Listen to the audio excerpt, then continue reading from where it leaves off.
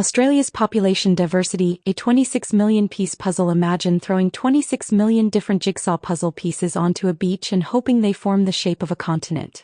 Congratulations, you've just recreated modern-day Australia. Now picture this. You're in Melbourne and within 2 blocks, you've passed a Greek bakery, a Sri Lankan spice shop, an Ethiopian coffee house, and a Vietnamese pho joint, and that's before you've reached the sushi train. Australia today is like the human version of Google Translate. It's a place where you can hear 4 languages in a single tram ride and still understand none of them because someone was mumbling, someone was on the phone, and someone else was rapping in Hungarian. Let's rewind. Australia started as a land solely inhabited by its indigenous people, Aboriginal and Torres Strait Islander Australians, who have lived here for over 65,000 years. That's longer than sliced bread, electricity, or your annoying cousin's online crypto career. These communities aren't just Australia's original inhabitants. They are its spiritual compass, artistic soul, and environmental professors.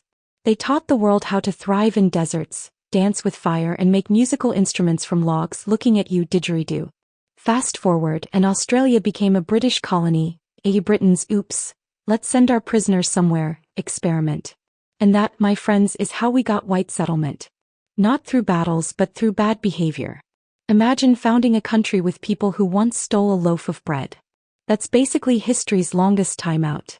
Over time, immigrants from Ireland, Scotland, and Italy came along. And just like that, Australia got good bread, stronger beer, better fashion, and a lot more yelling during family dinners. Then came the gold rush. People from China, Germany, and the United States arrived with stars in their eyes and pans in their hands. They didn't find much gold, but they did help build the backbone of Australia's multicultural society, and apparently helped invent arguing over who makes the best dumplings. Then the 20th century saw waves of migrants after World War II. Refugees and families from Greece, Lebanon, Vietnam, Turkey, and Eastern Europe all arrived with suitcases full of dreams, recipes, and the knowledge of how to keep their front yards spotless. Today, over half of all Australians were either born overseas or have a parent who was. That's not diversity. That's a buffet. A glorious, spicy international buffet. In Australia, it's entirely possible to have a best mate named Costas, a flatmate named Nguyen, a barista named Amandeep, and a boss named Mariam, and the only thing they argue about is whether Friday lunch should be biryani, banh mi, or a burger. The most spoken languages after English?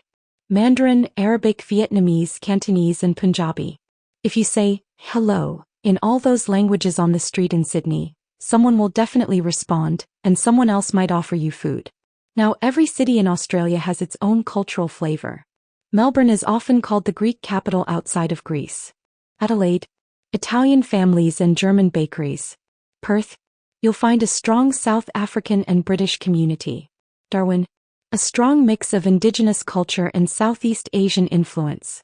Brisbane, home to one of the fastest-growing Indian communities, and also 47 species of deadly snakes, but that's not relevant. And let's not forget regional towns. You might think small towns in Australia are all about cowboys and meat pies. But you'd be surprised. One minute you're in a town called Wagga Wagga, and next minute you're attending a multicultural festival with Nigerian drummers, Filipino dancers, and a Japanese tea ceremony. Australia doesn't just welcome cultures, it devours them, digests them, and then serves them back in trendy cafes with vegan options and oat milk. Even food courts here look like United Nations meetings. Sushi next to kebabs, next to pad thai, next to butter chicken, next to tacos, next to your confused stomach going, should we just get fries? Religion. Australia ticks every box. Christianity still leads, but you'll also find Islam, Hinduism, Buddhism, Sikhism, Judaism, and the rapidly growing religion of spiritual but not religious. Which usually just means buying crystals, meditating badly, and still getting mad in traffic. Let's talk about fashion. A wedding in Sydney could include a traditional white dress, a sari, a hanbok, a kilt, and Uncle Tony wearing a Hawaiian shirt because he misunderstood the dress code.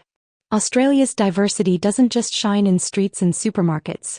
It's in politics, sports, TV, and even reality shows. We've had Lebanese Australian politicians, Indigenous AFL heroes, Vietnamese MasterChef winners, and contestants on The Bachelor, who can speak 6 languages but still somehow choose the wrong partner. And then there's humor.